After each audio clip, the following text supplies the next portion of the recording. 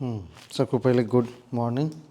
नहीं, कल हमने जाना है क्या, यूजीसी नेट के जो हमारे कॉमर्स के सिलेबस हैं उसमें अकाउंटिंग का क्या पार्ट है इसके बारे में, जिसमें कितने प्रकार के अकाउंटिंग लिखे थे, कौन कौन सा बोलो। हम्म हम्म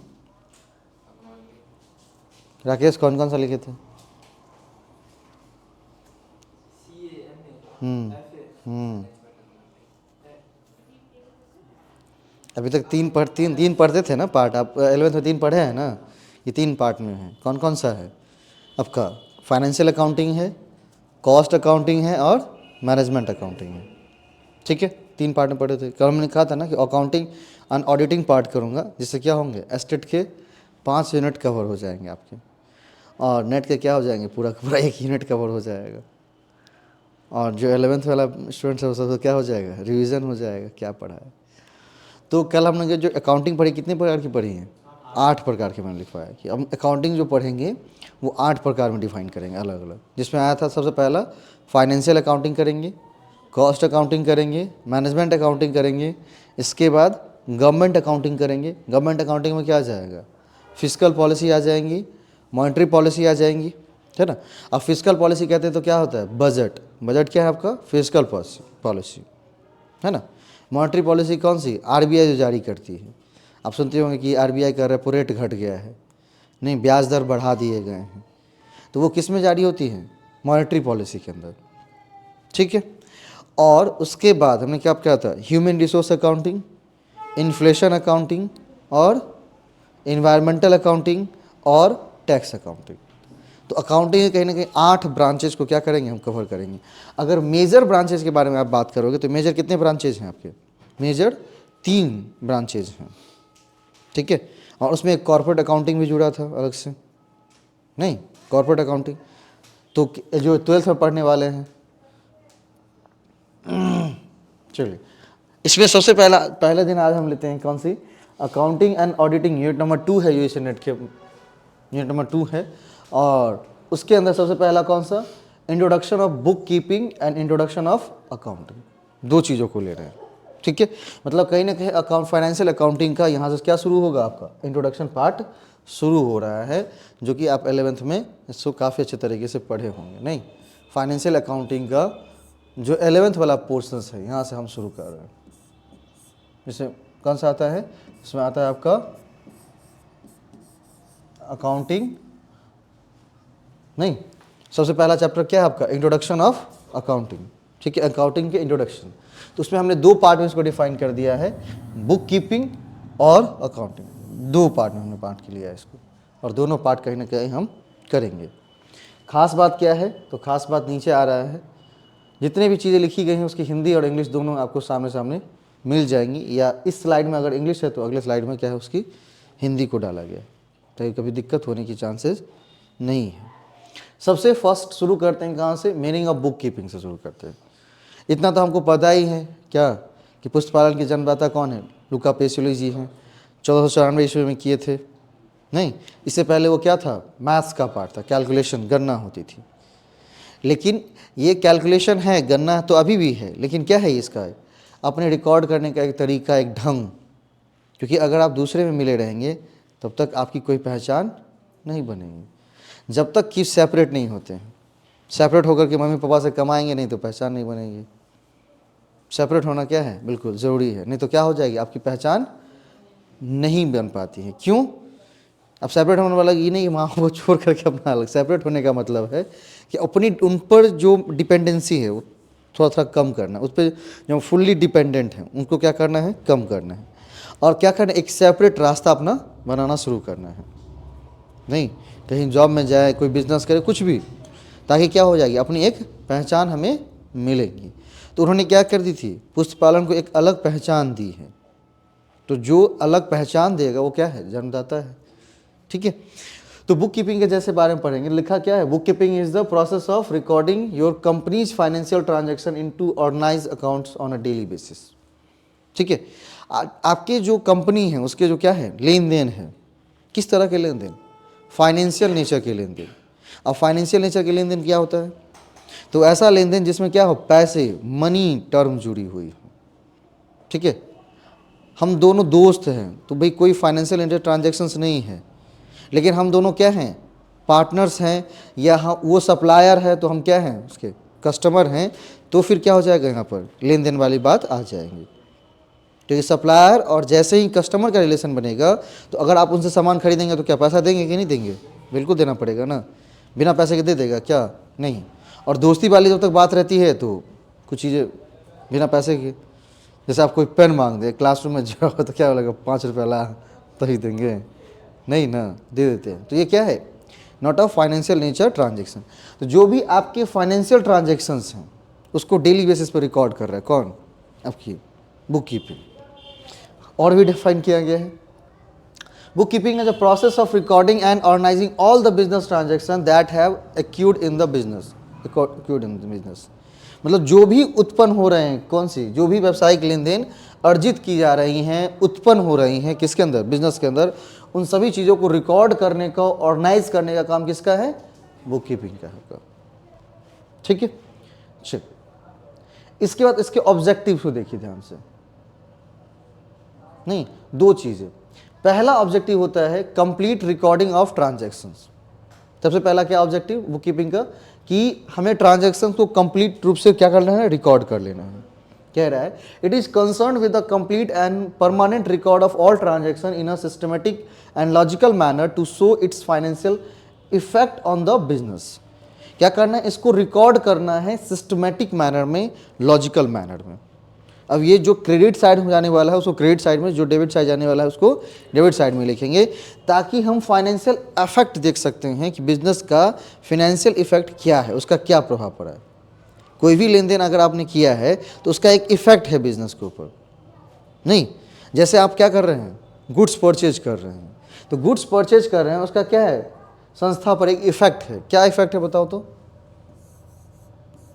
हम गुड्स परचेज कर रहे हैं, राहुल गुड्स परचेज कर रहे हैं, इसका संस्था पे क्या इफेक्ट है?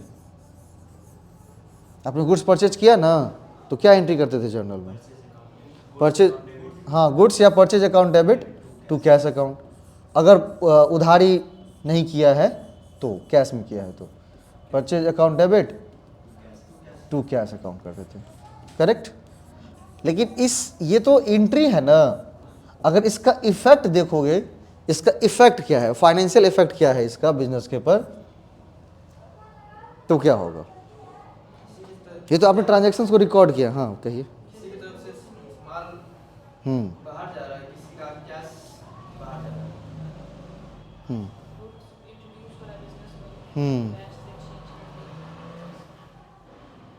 देखो परचेज अकाउंट जैसे ही कर रहे हैं तो क्या कर, देखिए परचेज मतलब गुड्स खरीद रहे हैं, और गुड्स किस चीज़ के लिए है, बेचने के लिए ना। क्या कोई मान लीजिए किराना का सामान, मतलब चावल का दुकान खुला हुआ है और वो कहीं से चावल मंगवा रहा है, किस लिए, बेचने के लिए। हाँ, अगर वो गाड़ी ले रहा है तो क्या बेचने के लिए, उसकी फिक्स एसेट्स होंगी। तो जैसे ही गुड्स परचेज कर रहे हैं तो क्या हो रहा है, हमारे पास स्टॉक की मात्रा बढ़ रही है, स्टॉक इन हो रहा है। ठीक है, अब स्टॉक इन होने से बहुत सारी चीज़ें दिखने लगती हैं। स्टॉक इन हो रही हैं, ज़्यादा से ज़्यादा स्टॉक आप परचेज कर रहे हैं तो उसको वेयर हाउसिंग चाहिए, उसको मैनेजमेंट करने के लिए स्टॉक मैनेजमेंट पढ़ना पड़ेगा, जो कि मार्केटिंग मैनेजमेंट का पार्ट है, जिसमें वेयर हाउसिंग कैसी होनी चाहिए, नहीं कितनी इफ़िशिएंट स्टाफ को लगाएं, किस तरह के प्लेसेस चयन करें। तो ये सारा प्रॉब्लम का सॉल्यूशन कौन देगा, कॉमर्स, क्योंकि वो प्रॉब्लम का सॉल्यूशन दे रहा है ना हमें। क्या कि बिजनेस में बहुत सारे प्रॉब्लम्स हैं ना, फाइनेंशियल नेचर के प्रॉब्लम है, फाइनेंस से संबंधित प्रॉब्लम है, मार्केटिंग से संबंधित प्रॉब्लम है, ऑडिट से मतलब इंस्पेक्शन से संबंधित प्रॉब्लम है। तो इंस्पेक्शन से संबंधित प्रॉब्लम है तो कौन जवाब दे रहा है, ऑडिट। नहीं, मार्केटिंग से संबंधित प्रॉब्लम है तो कौन, मार्केटिंग मैनेजमेंट। क्या फाइनेंस रिलेटेड प्रॉब्लम है तो कौन, फाइनेंशियल मैनेजमेंट। तो मतलब अलग अलग पार्ट का अलग अलग को क्या कर रहा है, सॉल्यूशन दे रहा है। तब जैसे ही परचेज स्टॉक बढ़े तो इसका और भी बहुत ज़्यादा फाइनेंशियल इफेक्ट दिखेगा, अब खर्चे आपके बढ़ जाएंगे, है ना। अगर बहुत मान लीजिए स्पेस तुम्हारे पास 200 का है, 400 सामान मंगवा ली, सस्ता था, तो क्या हो जाएगा, फिर एक वेयर हाउस अलग से क्रिएट करिए या भाड़े पर लीजिए, तो उतनी कहीं ना कहीं क्या हो जाएंगी, आपकी कॉस्ट बढ़ जाएंगी फिर से। दूसरी, कैश भी तो जा रहा है ना उतना, तो कभी ये नहीं कि सस्ता है, बहुत सस्ता है, तो अगर आपके पास अगर बहुत ज़्यादा पैसा है तब आपने बहुत चीज़ों को स्टॉक कर लिया, चलेगा। आपके पास मिनिमम पैसा है, मतलब एक स्केयर रिसोर्स है। स्केयर रिसोर्स जानते हैं? स्केयर रिसोर्स का मतलब होता है कि हमारे पास सीमित मात्रा में हो चीज़ और उसका ऑप्टिमम यूज करना है, और तब आपने क्या कर लिया, बहुत ज़्यादा गुड्स परचेज कर लिया, तो क्या हो जाएंगे, फाइनेंशियल चीज़ें आपकी बिल्कुल लो। और जैसे ही फाइनेंशियल लो हुआ तो वर्किंग क्या हो जाएंगी, बंद। वर्किंग बंद हुई तो क्या, जितनी भी सारी व्यवस्थाएं देख रहे हैं सब जीरो। तो जितना आप क्या कर रहे हैं, फिक्स एसेट्स में लगाते जा रहे हैं, उसी हिसाब से आपको वर्किंग का ध्यान रखना होता है। तो कह रहा है कि कोई भी अगर ट्रांजैक्शंस को रिकॉर्ड करेंगे, एक रिकॉर्ड तो बुक कीपिंग कर ली, लेकिन उसका एक फाइनेंशियल इफेक्ट दिखता है, मतलब कैश आउट हो रहा है, कैश कम हो रही हैं, और क्या हो रहा है, गुड्स हमारे पास बढ़ रही हैं। नहीं, इसी तरह से और भी, जैसे सेल्स किया तो क्या हो जाएंगे, कैश हमारे पास आएंगे, रेवेन्यू जनरेट करेंगे हम, एंड क्या करें, स्टॉक हमारे पास लेस हो रही है। क्या कभी किसी को देखते हैं, मतलब अगर सेल हो रहा है तो वो रो रहा है? नहीं, अच्छी बात है ना, कि जस्ट जनरेटिंग द रेवेन्यू, हम क्या कर रहे हैं, रेवेन्यू जनरेट कर रहे हैं, और हमारे पास स्टॉक भी धीरे धीरे क्या हो रहा है, कम हो रहा है। क्या, अच्छा, तो ये चीज़ें जब आप क्या करेंगे, उसको सिस्टमेटिक एंड लॉजिकल मैनर में क्या करेंगे, सजाएंगे, तो उसका एक फाइनेंशियल इफेक्ट भी दिखेगा। ठीक है, चल, इस चीज़ को हिंदी में लिखा गया है, आप आराम से पढ़ सकते हैं उसको साथ में।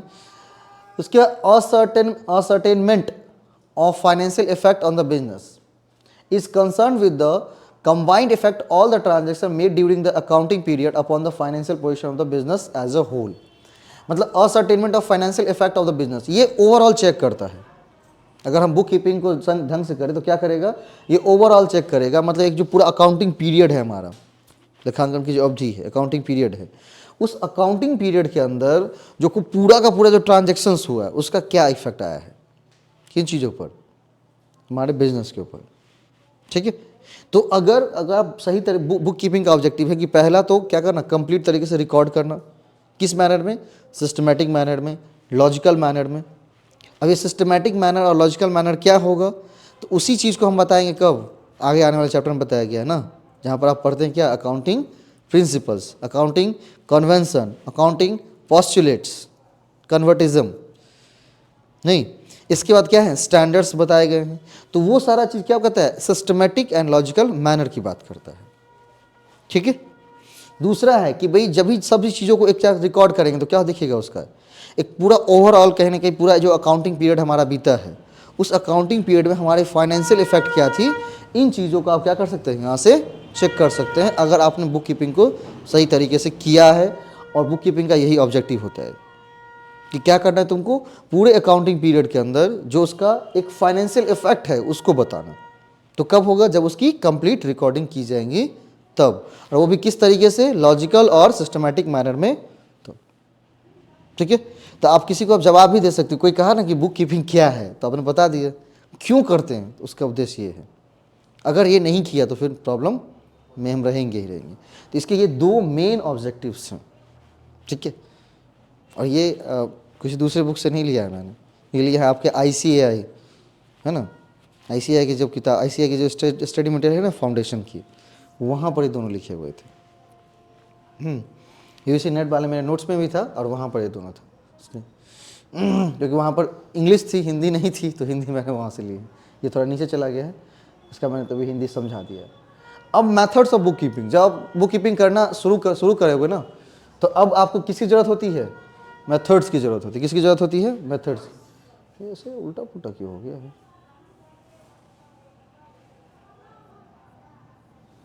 अच्छा कोई बात नहीं, कर देंगे ठीक से फिर से। ठीक है, मेथड्स ऑफ बुक कीपिंग, क्या करेंगे जब आप बुक कीपिंग करना शुरू करेंगे ना, तो उसके मेथड्स। अब मेथड्स की बात करेंगे तो क्या आएगा, दो चीज़ आएगा। नहीं, एक आता है सिंगल एंट्री वाला, एक आता है कौन सी, डबल एंट्री वाली।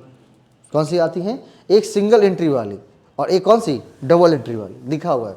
अब ये सिंगल एंट्री बुक कीपिंग कैसे करेंगे, ये क्या होता है, उसके बारे में लिखा गया है। बोला single entry book keeping is a straight forward method where one entry is made for each transaction in your books. सभी ट्रांजेक्शन के लिए क्या की जाएगी, एक ही एंट्री की जाएगी। जैसे हम अपने डायरी में लिखते हैं ना माल बेच दिया, माल खरीद लिया, तो कहीं ना कहीं वो क्या है, एक सिंगल एंट्री सिस्टम का एग्जाम्पल है। ये जो पहले जो मुंशी करती थी, मुनीम सूद कैसा करता था भाई, हमें जैसे हमारे पास किताब है, अब जो सामान हमने बेचा है उसको लिख देता था, इस डेट में हमने बेचा, इस डेट में हमने खरीदा।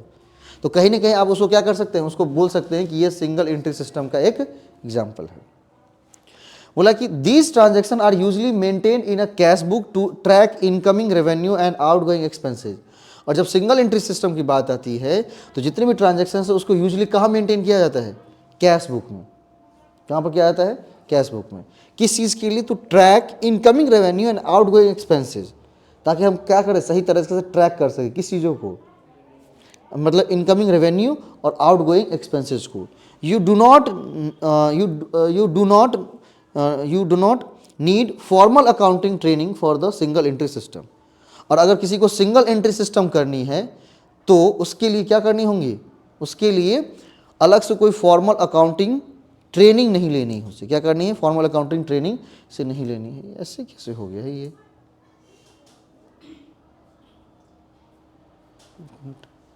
सब तो सही तरीके से सजाए गए थे।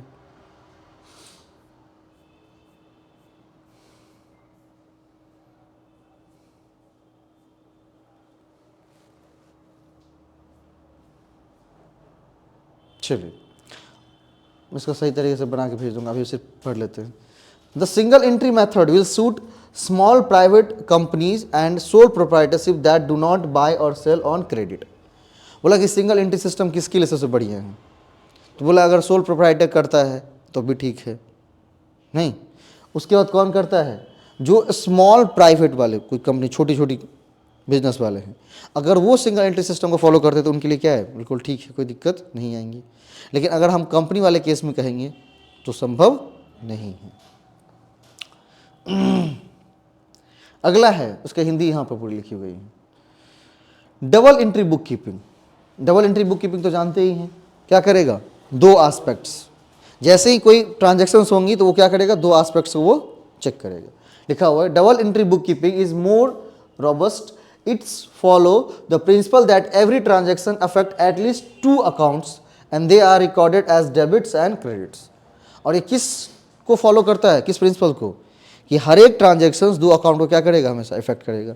जैसे अभी हमने लिखा था परचेज वाला entry, purchase account debit to cash account, तो एक हमने सामान खरीदा तो वो खरीदा दो अकाउंट्स को प्रोवाइड कर रहा है, एक परचेज अकाउंट को भी प्रोवाइड कर रहा है और एक कैश अकाउंट को। नहीं, अब परचेज में क्या आ रही हैं, परचेज मतलब गुड्स अकाउंट, भाई गुड्स हमारे पास बढ़ रहा है और कैश हमारे पास क्या आ रहा है, घट रहा है। अब जैसे ही गुड्स और कैश को लेंगे तो ये सारा दोनों किस में आता है, गुड्स और कैश रियल अकाउंट में आता है ना। और रियल अकाउंट के और फॉर्मूले होते हैं, debit what's come in, credit what goes out. और इसी फॉर्मूले के आधार पर हम एंट्री क्या करते हैं, परचेज अकाउंट डेबिट या goods account debit to cash account. नहीं तो एक ट्रांजैक्शंस दो एटलीस्ट दो अकाउंट्स को अफेक्ट करेगा ही, अगर हम डबल एंट्री सिस्टम की बात करते हैं तो। और अभी जो फॉलो किया जा रहा है कौन सी, डबल एंट्री सिस्टम फॉलो की जा रही है, ठीक है। For example if you make a sale of ₹10, your cash account will be debited ₹10।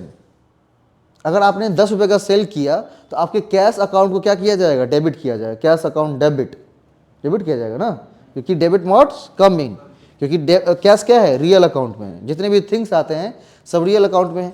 And your sales account will be credited by the same amount in the double entry system, the total credits must always equal the total debits, ठीक है। अगर आपने example छोटा सा दिया है इसने कि अगर आपने 10 रुपये का सेल किया तो आपके कैश अकाउंट को क्या कर दिया जाएगा, 10 रुपये से डेबिट कर दिया जाएगा और सेल्स अकाउंट को 10 रुपये से क्रेडिट कर दिया जाएगा। और अगर हम डबल एंट्री सिस्टम फॉलो करते हैं तो वहाँ पर होता क्या है कि टोटल क्रेडिट बिल्कुल बराबर होता है किसके, टोटल डेबिट्स के। बात क्लियर, हाँ। इसी चीज़ को फिर से यहाँ पर डबल एंट्री सिस्टम के उसको हिंदी में करके लिखा गया है। बेसिस ऑफ बुक कीपिंग, अब यहाँ तो मेथड था ना कि हमने दो मेथड, तो हम कौन सा फॉलो कर रहे हैं, डबल एंट्री बुक की फॉलो कर रहे हैं। अब आती हैं बेसिस, कौन से बेसिस पे लेते हैं, नहीं कैश बेसिस पर लेते हैं, इक्विवल बेसिस पर लेते हैं। नहीं, जब भी आप क्या करोगे, बुक कीपिंग करोगे, मतलब ट्रांजैक्शंस को रिकॉर्ड करने की बात शुरू करते हैं तो एक बेसिस लेना पड़ता है। आधार क्या होगा, बेसिस मतलब आधार की बात यहाँ पर आ जाएगी। उसका बेसिस क्या होगा? आप कैश बेसिस बिजनेस करना चाहते हैं या एक्यूरल बेसिस करना चाहते हैं? ठीक है, तो बोला the next step is choosing between a cash और accrual basis for your bookkeeping. This decision will be depend on when your business recognise its revenue and expenses. ठीक है, मतलब कह रहा है ये कि अगर आप बुक कीपिंग करना चाहते हैं तो आपको जो बेसिस लेना पड़ेगा, तो दो बेसिस आप ले सकते हैं, या तो एक्यूरल बेसिस लीजिए या तो कैश बेसिस लीजिए. ये वाला या तो कैश बेसिस या तो एक्यूरल बेसिस, है ना भाई. अब कैश बेसिस मतलब कोई चीज़ कैश बेसिस है या एक्यूरल बेसिस है, ये कैसे पता चलेगा? तो वो पता चलेगा कि आपका बिजनेस रिकॉग्नाइज कब करता है, when your business recognize revenue and expenses. आप अपने बिजनेस के अंदर कब रेवेन्यू को रिकॉग्नाइज मानते हो, कब एक्सपेंसेस को रिकॉग्नाइज मानते हो? यही दो चीज़ है किसमें, कैश और एक्यूरल बेसिस में. अब जैसे हम कैश बेसिस की बात करते हैं, नकद की बात करते हैं, तो वहाँ पर रेवेन्यू कब मानते हैं? आप पढ़ाया था ना, कब मानेंगे?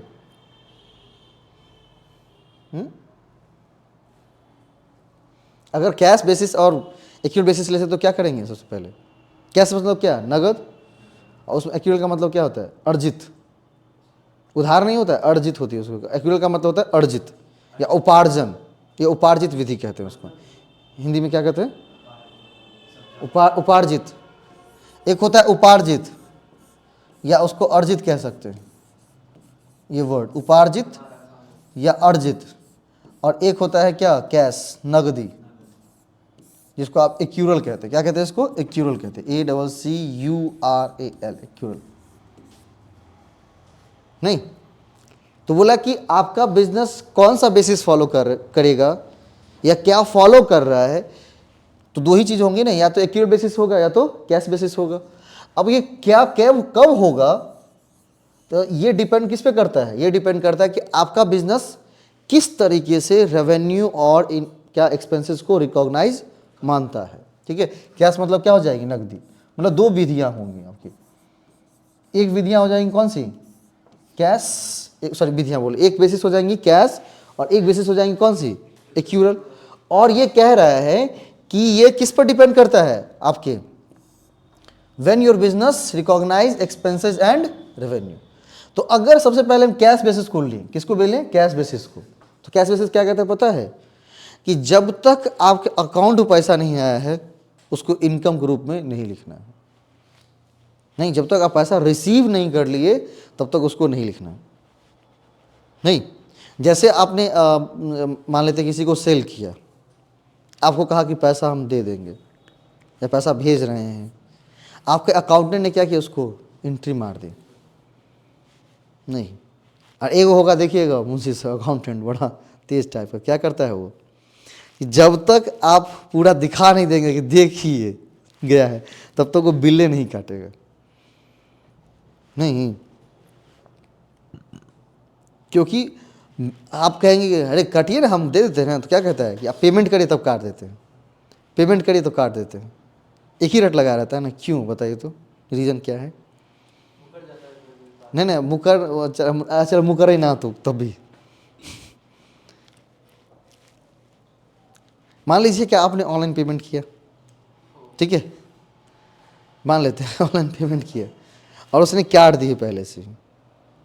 अब क्या करेगा अगर ऑनलाइन पेमेंट फेल हो गया और आपके पास कैश है नहीं? क्योंकि कोई शौक से तो नहीं करता है. हम यहाँ पर मतलब 50-100 रुपये की बात नहीं कर रहे. एक कोई मान लो थिंग्स खरीद रहे हैं 2000-4000 या 1000 की, कोई जूता ही परचेज कर रहे हैं, तो वहाँ पर बिल कटवाने जा रहे हैं, तो क्या करेगा, पहले बोलता है कि पहले आप पेमेंट भेजिए, हम बिल काट देते हैं. मान लीजिए आपने ऑनलाइन पेमेंट भेजा, हो सकता है कि फेल हो गया पेमेंट. अब उसने जो बिलिंग कर दी है ना, काट दी है ना, उस बिल को क्या करना है, बिल को निरस्त करने में बहुत हालत ख़राब हो जाता है. क्यों पता है? तो आप बोलेंगे ये फाड़ना ही तो है, तो फाड़ कर फेंक देगा. फाड़ना ही तो है, फाड़ के फेंक देगा. अब उस फाड़ने के चक्कर में क्या हो जाता है, उसकी फट जाएगी भाई. मालिक तो जो चलो जो सुनाएगा अलग बात है. दूसरी चीज़, कभी अगर आईटी का छावा पड़ा और बिल बुक में से कुछ बिल मिसिंग है, ठीक है, इसका मतलब माना जाता है कि आपने क्या किया है, फ्रॉड किया है, कुछ ना कुछ ज़रूर ऊपर नीचे हुई है. ठीक है। तो बिल बुक में अगर बिल बुक चेक किए जा रहे हैं, वाउचर चेक किए जा रहे हैं, तो उसके सीरियल नंबर होने चाहिए, और नहीं तो आप क्या करेंगे, उसके लिए गलतियां हो गई ना, तो रेटिफिकेशन ऑफ ईयर्स में सारा क्या कराना होगा, प्रोसीजर्स कराना होगा। सारा प्रोसीजर करके तभी उस वाउचर को क्या कर सकते हैं, निरस्त कर सकते हैं। वो कोई नॉर्मल चीज़ नहीं कि फाड़ करके फेंक दिए, है ना। ये नहीं कि कभी बन जाए तो फाड़ करके फेंक दीजिएगा। और अब तो ऑनलाइन सिस्टम आ गई, तो एक बार जो जनरेट हो गई तो उसको क्या करने के लिए, उसको अकाउंट से हटाने के लिए भी बहुत सारा क्या करना पड़ता है, मेल ऊपर भेजो, फरना करो, चिन्ना करो, वो सारा अकाउंट से सुधार करो। तो इसीलिए लोग कहते हैं पहले पेमेंट देख लेते हैं तब काटते हैं। तो अगर कभी मौका महादेव करे ना मिले इस तरह का बिल काटने वाला जीवन में कभी ना आए समय, हाँ अपना बिल काटेंगे अच्छी बात है, किसी दूसरे का बिल काटने का नहीं नौबत है, लेकिन अपने ही बिल काटने की नौबत अगर आई तो क्या करनी, यही चीज़ें फॉलो करनी है। क्योंकि बिजनेस हैड नो इमोशंस। अगर इमोशंस के साथ आप बिजनेस करेंगे तो क्या हो जाएगी, आप लॉस में जाएंगे, क्योंकि वो प्रोफेशनल काम है। रिश्ते किससे निभाने चाहिए, इमोशंस के साथ, और बिजनेस किससे, प्रोफेशनल वे तरीके से। ठीक है, जितना ही लिया है उतना ही देना है, उससे ज़्यादा ना उससे कम। उससे कम देंगे तब भी ग्राहक भड़केगा, ज़्यादा दे दिए तो क्या करेगा, वो खुद का ही लॉस जाएगा ना। तो जितना ही लिए हैं उतना ही, अगर 20 रुपये लिए हैं तो 20 रुपये की वर्थ इट चीज़ क्या करना है, उसको परोसना है। ठीक है, उससे कम करेंगे तभी भड़क जाएगा, उससे ज़्यादा कर देंगे तो क्या कहेगा, ये मूर्ख है यार, लॉस अपना कर रहा है। ठीक है, तो कैश बेसिस और एक्यूअल बेसिस। तो कैश बेसिस कहता है कि हम तभी मानते हैं कि कोई इनकम हुआ है जब वो हमारे पास रिसीव हो गया है। क्या मानता है, कैश कहता है कि हम तभी इनकम को मानते हैं जब इनकम क्या हो गया, हमारे पास रिसीव हो गया है, मतलब या तो बैंक अकाउंट में आ गया है मेरे, या हाथ में आ चुका है मेरे, तभी हम इनकम को इनकम मानेंगे, वरना तब तक नहीं मानते। ठीक। एंड दूसरी चीज है एक्सपेंसेस के लिए। किसके लिए, एक्सपेंसेस के लिए। जब तक हम एक्चुअल रूप में इसको पेड ना कर दें, चुका ना दे, तब तक इसको एक्सपेंस नहीं मानना है। नहीं, जैसे आप किसी को, आप मतलब कोई पेंट वेंट करवाना था, मजदूर को बोल दीजिए, है ना, तो मजदूर को बोल दिए तो अकाउंटेंट क्या कर दिया, आपके बुक में एक्सपेंसेस लिख दिए। इसका मतलब क्या है, वो कैश बेसिस बिल्कुल है नहीं। जब तक आउट होगा नहीं तब तक हम रिकॉर्ड करेंगे नहीं। और उसका जस्ट अपोजिट क्या है, एक्यूरल है, जो हमने बताया ना अभी, कि जैसे इनकम जब तक रिसीव नहीं हुई है तब तक उसको आप रिकॉर्ड नहीं करेंगे, इनकम नहीं मानेंगे उसको, इनकम है नहीं। जैसे मान लीजिए आपको लॉटरी लग गया, कोई कहता है ना कि भाई यार लॉटरी लग गया, भोज कर दो, है सैलरी आवत है नहीं, नौकरी लग गया तो सैलरी आवत है तहन करवे, या लॉटरी लग गया तो पैसा आने दो तब खर्च करेंगे। तो वो क्या फॉलो कर रहा है बेचारा, कैश बेसिस। और जो मूर्ख लोग होते हैं वो क्या फॉलो करते हैं, एक्यूरल। पता चला उधर लॉटरी लगा के लगा, इधर बांट दिया 5 किलोमीटर, पता चला जा, वो तो मिसमैच हो गया था नंबर, है ना, क्या हो गया था, मिसमैच हो गया था। एक बार भाई सीए वालों के साथ भी हुई थी। एक बार आईसीआई ने क्या कर दी, रिजल्ट जारी कर दी, रिजल्ट पब्लिश हो गए। रिजल्ट पब्लिश हो गए तो रिजल्ट को डाउनलोड भी कर लिया, फटाफट मिठाई विठाई बांटने लगा बहुत सारे लोग। बस 3 घंटे बाद आईसीआई ने फिर एक रिवाइज रिजल्ट जारी की, कहा कि वो गलती हो गई थी, उसमें कुछ ज़्यादा स्टूडेंट पास कर गए थे, तो स्टूडेंट की संख्या को क्या करनी है, कम करनी है, क्योंकि उसकी एग्जामिनेशन प्रोसेस, इवैल्यूएशन प्रोसेस बिल्कुल अलग है। ठीक है, वो अपने हिसाब से क्या करता है, लोगों को चूज करता है कि ये बनने लायक है कि नहीं, इसको बनाओ या नहीं बनाओ, ऐसी। हाँ, लेकिन ट्रांसपेरेंट होती है, ऐसी नहीं कि मतलब पक्षपात जैसा कुछ, ट्रांसपेरेंट वे में नहीं। तो उसको लगा कि भाई इसको बनाना चाहिए, क्योंकि जितने पास होते हैं ना, 2-4 आदमी फेलो होता है कि 2 मार्क्स से, इसका मतलब ये नहीं कि वो नहीं लिखा होता, लिखा ही रहता है, सब कुछ ठीक रहता है उसका। लेकिन इस बार बेचारे का लक नहीं लगा है, अगली बार देखा जाए तो जो मिठाई बांट दिया था, जिसका अगले वाले रिजल्ट में नाम नहीं आया, तो क्या था, दुखी था। तो उस दिन से सीए वाला सब सीख लिया, 12 घंटा पहले वेट करता था, उसके बाद ही किसी को सूचना देगा। कि कहीं मान लीजिए रिवाइज कर दिया तो फिर समस्या हो जाएगी ना। ठीक है, तो एक्यूरल बेसिस क्या कहता है कि जैसे ही पता चला, जैसे मान लीजिए कि पता चला कि किसी को हम इंटरेस्ट से पैसा दिए हैं, इंटरेस्ट पर कैसे पैसा दिए हैं, और हर एक महीने वो ब्याज लेके देता है हमको। तो आज भी 30 तारीख थी या 31 तारीख, तो आपका अकाउंटेंट क्या कर लिया, 31 तारीख में लिख लिया कि cash account debit to interest account. पैसा आया है क्या? नहीं। पैसा आया है? नहीं आया है। ठीक है। सेम इसी तरह से कौन सी एक्सपेंसेस में भी, जैसे ही लगा कि एक्सपेंसेस होगा, जैसे मजदूर को कहा कि पेंट कर देना, खर्चा लिख दिया है, नहीं, paint expenses account debit to cash account कर दिया पहले से, क्या सही में एक्सपेंसेस पेड हुई हैं अभी तक? नहीं। तो अगर सीधा जैसे ही एक्यूर हो, मतलब एक्यूर्ड कहते हैं, एक्योर्ड हुआ, या जैसे ही लगा कि अर्जित हुआ, मतलब अर्जित मतलब वो चीज़ें उत्पन्न हुई जैसे ही, तो आपने क्या कर लिया, उसको रिकॉर्ड कर लिया। मतलब ये उत्पन्न पर ध्यान देता है कि जैसे ही कोई चीज़ उत्पन्न हुआ उसको रिकॉर्ड कर लिया, चाहे वो इनकम हो चाहे वो एक्सपेंसेस हो। लेकिन वो रिसीव पर ध्यान देता है, जब तक प्राप्त नहीं हो गया है या जब तक हमने पेड नहीं कर दिया है। बात समझे? एक्यूर बेसिस क्या करता है, जैसे ही कोई चीज़ उत्पन्न पर ये क्या करते ध्यान देता है, उत्पन्न कोई चीज़ क्या हुई, या तो इनकम उत्पन्न हुई या तो एक्सपेंसेस, ये क्या कर देगा, रिकॉर्ड कर देगा फट से। कौन? Accrual basis.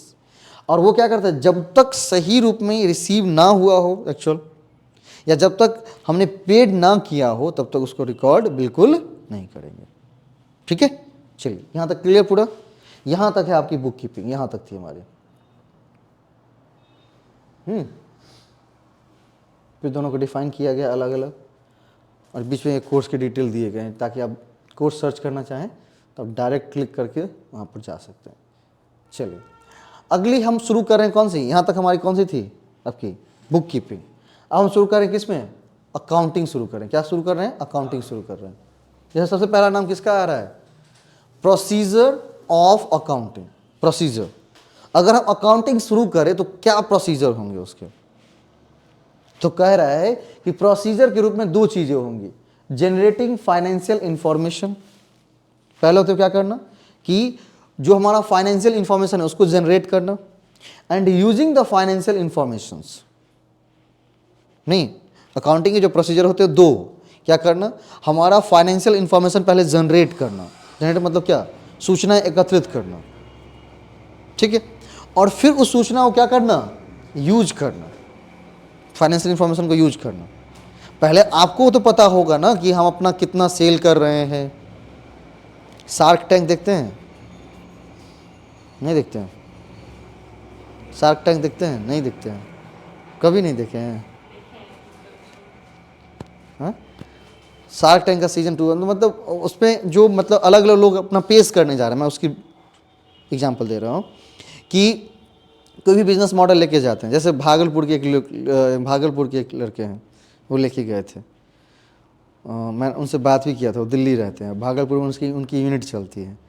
वो लेके क्या गए थे, तो उनका बिजनेस मॉडल था ये कि हम रेफ्रिजरेटर में सब्जी को रखते हैं, है ना। जिस घर में रेफ्रिजरेटर गया ना, उस घर में बीमारियां शुरू हो जाती उसी दिन से। हाँ, मजाक नहीं कर रहा हूँ उसका। अब क्यों पता है उसके, देखिए क्या होती है, कुछ गैस का नाम बताए थे मीठ, जिसका CFC तो गैस उत्सर्जित करती हैं। जैसे आप सब्जी, भाई नॉर्मल सब्जी कितने दिन में ख़राब हो जाएंगे? 1 दिन, मतलब एक दिन तो नहीं होगा, दूसरे या तीसरे दिन सूख जाएगा, ख़राब हो जाएगा। फ्रिज में कितने दिन तक रह सकती हैं? ठीक है, फ्रिज क्या करता है कि मतलब वो सब्जी ताज़ा इसलिए रहे, सब्जी में से कुछ मतलब गैस का नाम बताया था, वो बताए थे, दिमाग में भी आ नहीं रहा उस गैस का नाम। वो गैस उत्सर्जित होती हैं सब्जी से, ठीक है, और उसको क्या करता है, वो प्रिजर्व कर देता है, मतलब उसको निकलने नहीं देता है। तो सब्जी ताज़ी तो रहती है, लेकिन सब्जी क्या हो जाती है पता है, वो जहर बनती चली जाती है ना। ये रॉ मटेरियल की बात कर रहे हैं। जो सब्जी बनी हुई है, देखेंगे लोग उसको पहले निकालेंगे, फिर गर्म करेंगे, फिर खाएंगे। कभी नहीं करना चाहिए, है ना। फ्रिज किसके लिए था पता है? किस चीज़ों के लिए, सबसे बढ़िया क्या है, हाँ, वाटर को क्या करना, कोल्ड करना, ठीक है, तो उसमें कोई भी उसका फ़र्क पड़ता नहीं उसको। दही को कोल्ड करके रखना ज़्यादा फर्क। अब ये नहीं कि दही एक दिन दे दिया तो 30 दिन तक चला रहे हैं, नॉर्मल इसका जो लाइफ है उस हिसाब से नहीं, मतलब जो नॉर्मल लाइफ है उसके अंदर अगर प्रिजर्व करके रख रहा है तो ठीक है, सुरक्षित रह के। अब दूध उसमें फिर डालते हैं, फिर उसको गर्म करता है, फिर डालता है, फिर गर्म करता है, तो ये चीज़ें क्या हो जाएंगी धीरे धीरे, उस दूध की पूरी प्योरिटी जो है ख़त्म हो जाती है। और उसके अंदर जो हर एक चीज़ के अंदर गैस है, जैसे मान लीजिए अभी लाइट जल रहा है, ये भी क्या कर रहा है, गैस छोड़ रहा है। देखिएगा जब बहुत ज़्यादा लाइट चल रही हैं तो ठंड कम लगेगी, नहीं क्यों, क्योंकि गैस निकल रहा है ना, उत्सर्जित हो रहा है। गर्मी में अगर मान लो पीला बल्ब जला दे आपके माथे पर तो पसीना ऐसे ऐसे छूने लगेगा, नहीं। लेकिन अगर ठंडी में लगा दे तो क्या हो जाती है, पसीना नहीं आता। क्यों, क्योंकि अभी ठंड मौसम है, इन्वायरमेंट ठंडी है। ये अगर गैस निकाल भी रहा है, लाइट निकाल भी रहा है, उसमें अगर दे भी रही है, तो वो क्या कर रहा है, इन्वायरमेंट के साथ घुल करके मतलब वहाँ के माहौल को गर्म कर रहा है, ना कि बहुत ज़्यादा हमें गर्मी लग रही है, नहीं। तो वो एक ऐसा मॉडल लेके गए थे, क्या लेके गए थे कि एक ठेला वाला है, ठीक है, तो एक फ्रिज टाइप से उन्होंने ठेला बनाया था, और उस पर एक छोटी सी डिवाइस लगी थी ठेले में, जो वो जो गैस, हार्मफुल गैस है, उसको क्या कर लेता है, वो सोख लेता है, ठीक है, उसको क्या करता है, सोख लेता है, और वो उसको क्या करता है, इन्वायरमेंट में छोड़ता है। क्योंकि वैसे भी तो नॉर्मल इन्वायरमेंट में रहती है ना, अभी आप नहीं रखते हैं, गांव में याद है बचपन में, अभी भी माँ से क्या करती है, अगर सब्जी बहुत ले आया गया तो क्या करते हैं, उसको शीत में छोड़ देते हैं। शीत जानते हैं ना, ठंड मौसम में फिर उसको ऊपर रख दिया, आराम से शीत लग रहा है, फिर उतारे, फिर आराम से बना लिए। क्योंकि इन्वायरमेंट के अंदर क्या है, इन्वायरमेंट से रिलेटेड है, वो नेचुरल चीज़ है, इन्वायरमेंट से रिलेटेड है, तो कोई भी हार्म आपको बिल्कुल नहीं करेगा, ठीक है, बात समझे। हाँ, तो सबसे पहला क्या करना है, जनरेट फाइनेंशियल इंफॉर्मेशन। अकाउंटिंग हम इसीलिए करते हैं कि अपने, आइए ना बैठे ना, अपने बिजनेस के जो फाइनेंशियल इंफॉर्मेशन हैं उसको पहले जनरेट कर सके, नहीं।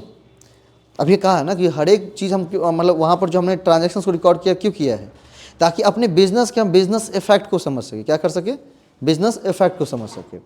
क्योंकि अगर बिजनेस पर क्या इफेक्ट पड़ रहा है, हमारा फाइनेंशियल इफेक्ट क्या है बिजनेस का, अगर वो आप जान ही नहीं रहे तो किसी दूसरे को बता पाओगे, और जब तक बता नहीं पाओगे तो आप अपने बिजनेस को एक्सपैंड नहीं कर सकते, आप ढंग से टैक्स कैलकुलेट नहीं करेंगे, ढंग से मैनेजमेंट नहीं कर सकते हैं, ढंग से कॉस्टिंग उसकी नहीं निकाल सकते हैं, नहीं, या इन्वेस्टमेंट तो ले ही नहीं सकते हैं।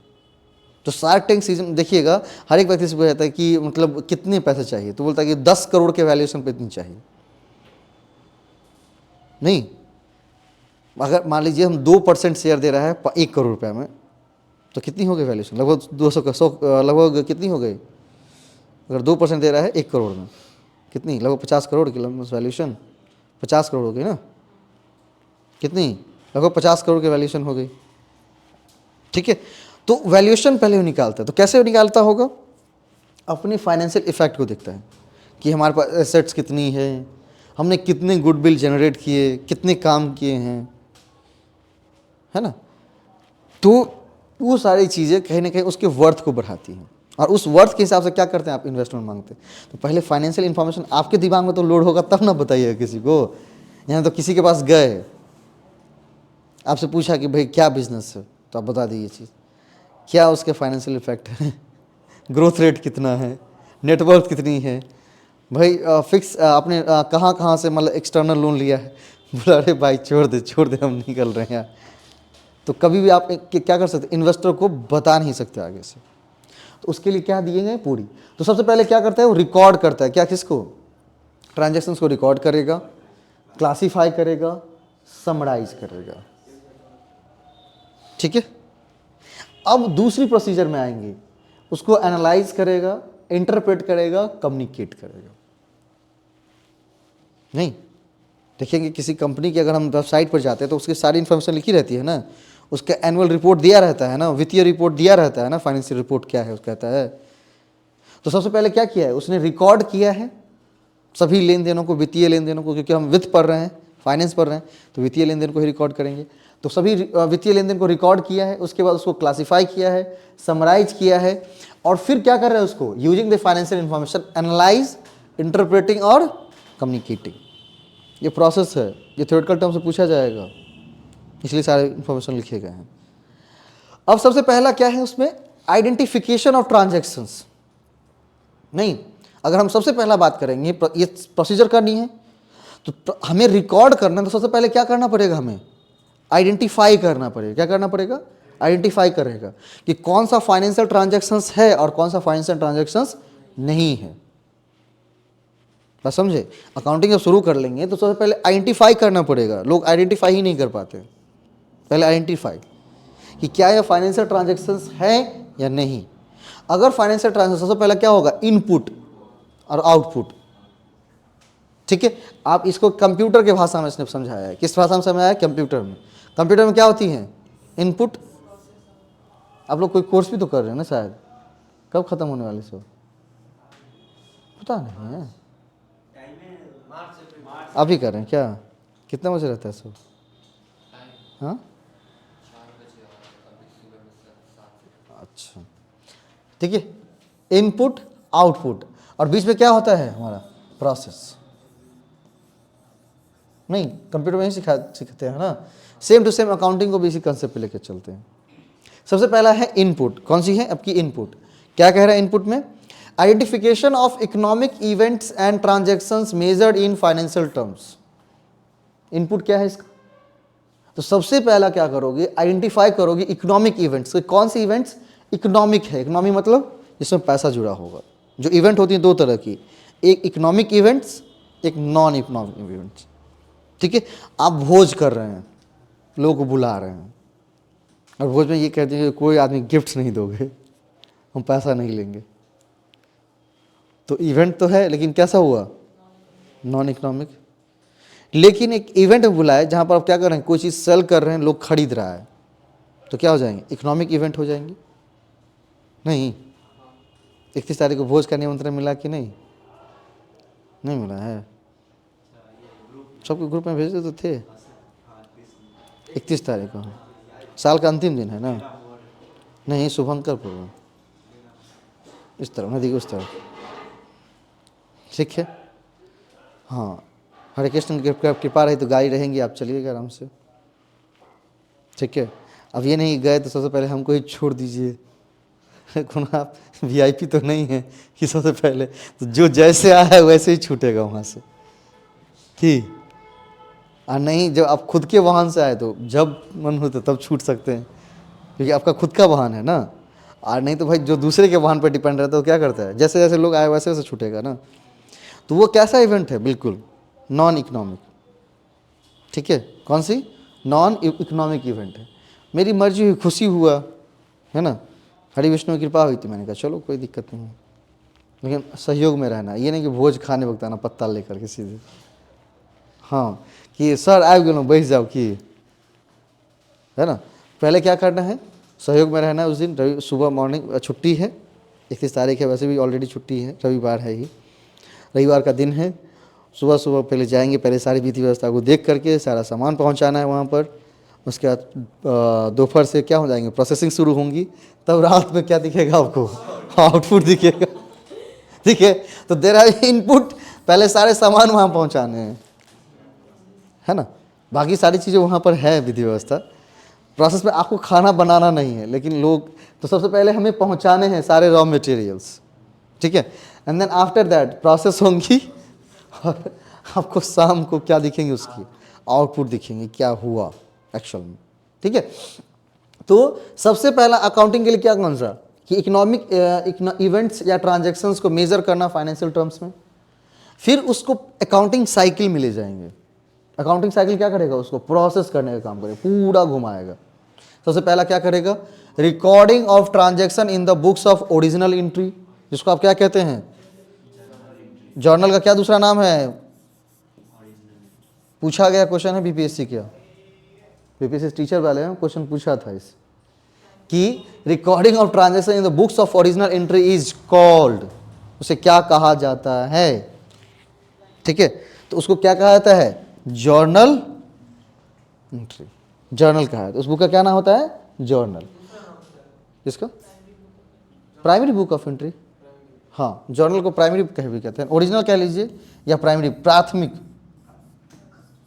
प्राइमरी, दोनों वर्ड याद रखिएगा। प्राइमरी बुक ऑफ एंट्री या original book of entry is called कौन सी? जर्नल। क्वेश्चन पूछा है बीपीएससी में। दूसरा, पोस्टिंग टू लेजर, उसके बाद क्या करना है? उसको लेजर में ले जाना है। तो लेजर में किसी चीज को ले जाना क्या कहलाता है? पोस्टिंग, है ना, कि फन्ना जगह पोस्टिंग हुआ है। जब कोई एग्जाम निकालता है तो सब अभ्यर्थी है ना वहां पर, पोस्टिंग के बाद ना कोई नाम, जैसे कोई सीजीएल निकाला, सीजीएल निकाला मतलब कंबाइंड ग्रेजुएट लेवल कहते हैं उसको, स्नातक स्तरीय एग्जाम, सीजीएल। तो सीजीएल निकालता तो सब कॉमन सीजीएल निकाला। अब किसी की पोस्टिंग टैक्स डिपार्टमेंट में, किसी की पोस्टिंग फाइनेंस वाले में, किसी की पोस्टिंग कहीं और, तो भाई जहां उसको अलग से उठा के ले गए, जब सब कॉमन था तो वो क्या थी? एकदम ट्रांजैक्शंस थी, है ना, उसको कहते थे रिकॉर्ड करना। और जब उसको क्या किए, दूसरी जगह लेकर के अलग सेपरेट कर दिए हैं, तो उसको क्या कहेंगे आप? पोस्टिंग कहा जाए। क्या नाम दिएंगे आप उसको? पोस्टिंग। ठीक है। अब तीसरा चीज, प्रिपरेशन ऑफ ट्रायल बैलेंस। किस चीज की क्यों बनाते हैं ट्रायल बैलेंस? अपनी अंकगणितीय शुद्धता की जांच के लिए। किस चीज के लिए?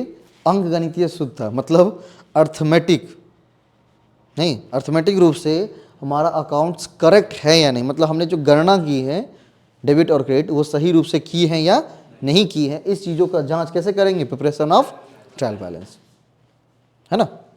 एंड उसके बाद प्रिपरेशन ऑफ फाइनल अकाउंट्स। अब फाइनल अकाउंट्स में कितने होते हैं? फाइनल अकाउंट्स के 2 पार्ट होते हैं, मैंने बताया भी है एक दिन। ठीक है, कौन कौन से बताओ?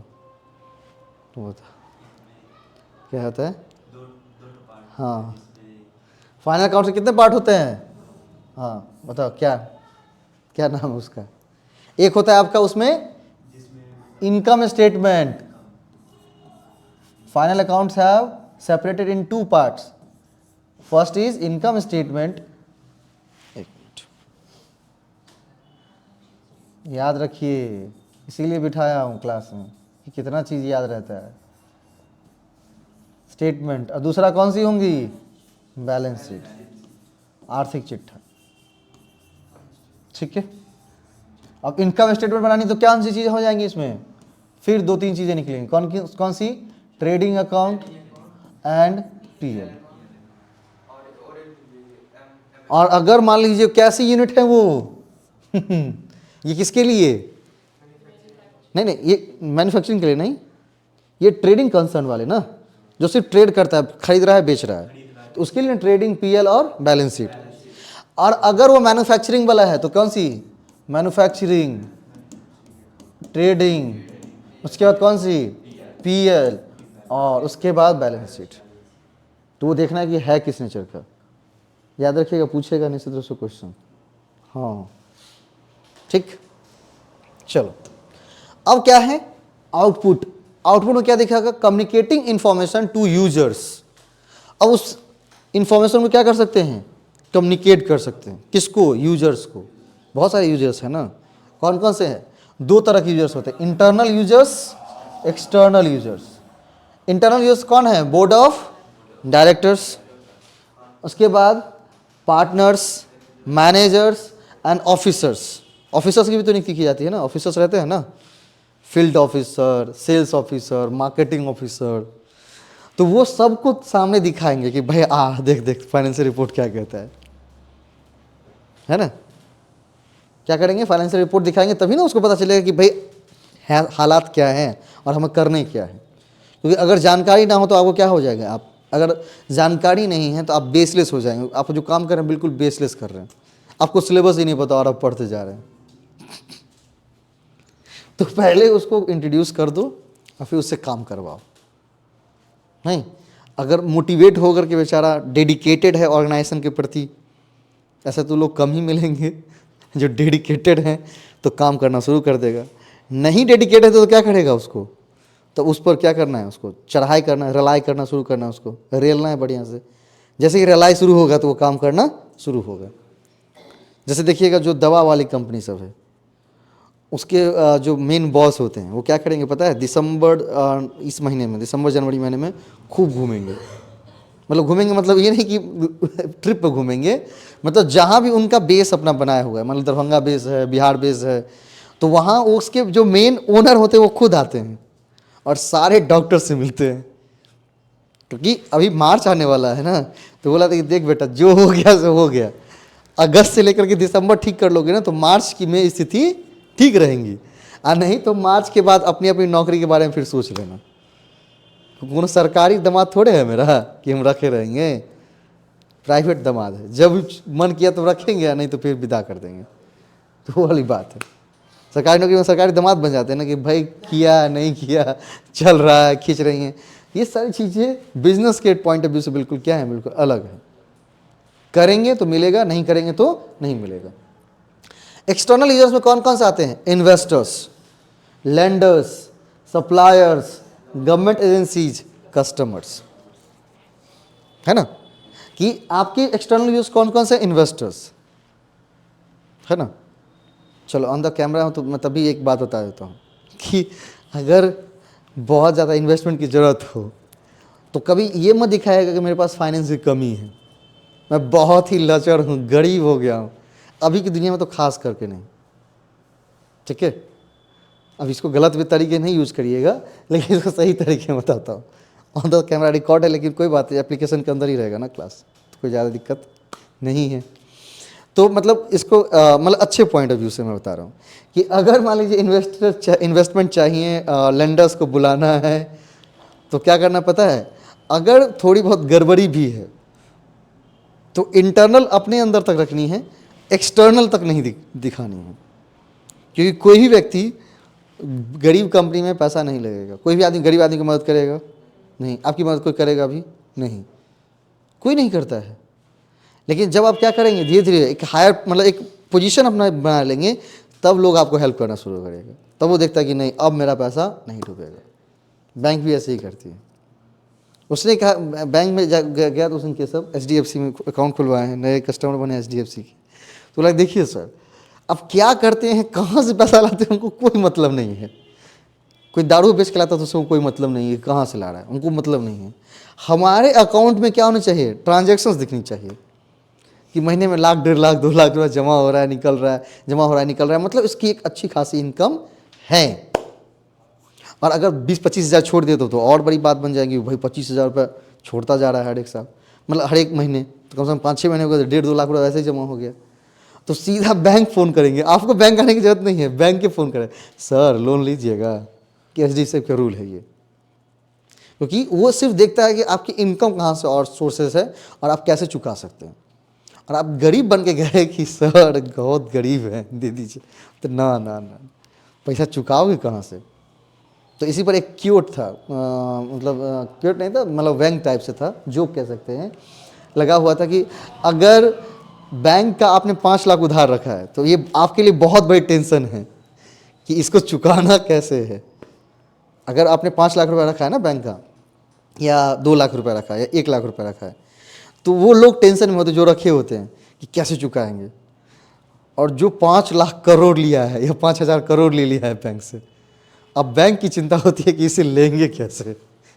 चिंतित कौन रहता है पता है? बैंक।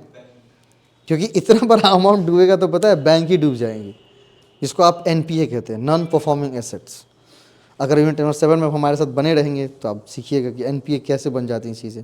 लोन एक NPA में कन्वर्ट हो जाता है, नहीं वसूल हो पाया, और उससे बहुत ज़्यादा क्या होती है लोगों को, बहुत ज़्यादा बैंक को लॉस एक साथ पटकना पड़ता है। इसीलिए सोच समझ करके अब लोन प्रोवाइड किए जाते हैं। क्योंकि जो आदमी लोन दिया है और जिस मैनेजर के थ्रू लोन गया है, जब तक वो लोन की रिकवरी नहीं होंगी, तो अगर वो रिटायर भी हो गए हैं तो उनका TADS सब बैंक रोक कर रखती है। अब ऐसा रूल टाइट कर दिया है SBI का तो खास करके, क्योंकि कितने NPA को संभालेगी सरकार। और वो बहुत, देखिए NPA जैसे ही उधर बढ़ेगा, सरकार को पैसा उतना भरपाई करना है ना कहीं, सरकार कहाँ से करेंगे? जनता से मांग करके, महंगाई बढ़ा करके भरपाई कर देंगी। क्योंकि बैंक तो SBI को थोड़ी बंद कर देंगे। PNB इतना बड़ा घोटाला, PNB इतना लॉस लगा, बंद हो गया क्या? नहीं, फिर चल रही है। क्यों? वो एक गवर्नमेंट यूनिट्स हैं, तो गवर्नमेंट यूनिट्स को क्या करेंगे? गवर्नमेंट तुरंत बंद नहीं करेंगी, तो उसका कहीं ना कहीं से भरपाई ज़रूर किया जाएगा, चाहे RBI भरपाई कर दे थोड़ा सा। अब RBI के पास उतना पैसा तो नहीं है पड़ा हुआ कि ले जाओ उठा करके, तो कहीं ना कहीं से मैनेज ही किया जाएगा। और जिस दिन से PNB वाला क्या कांड हुआ देखेंगे आप, क्या किया गया है? बैंक्स को मर्ज करके छोटा छोटा किया गया।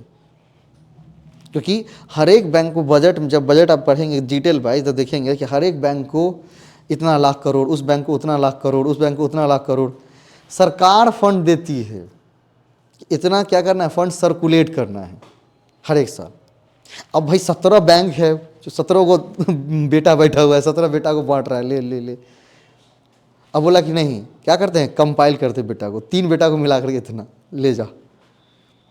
जैसे है ना कि जैसे बैंक के जैसे कॉर्पोरेशन बैंक था, और कौन सी तो बैंक थी, 3 बैंक को मर्ज किया गया ना एक साथ, कॉर्पोरेशन शायद आंध्रा करके है क्या, 2-3 मतलब बैंक को काफ़ी मर्ज किया गया, कॉर्पोरेशन के साथ 2-3 बैंक मर्ज किए गए हैं, विजया बैंक के साथ किए गए हैं।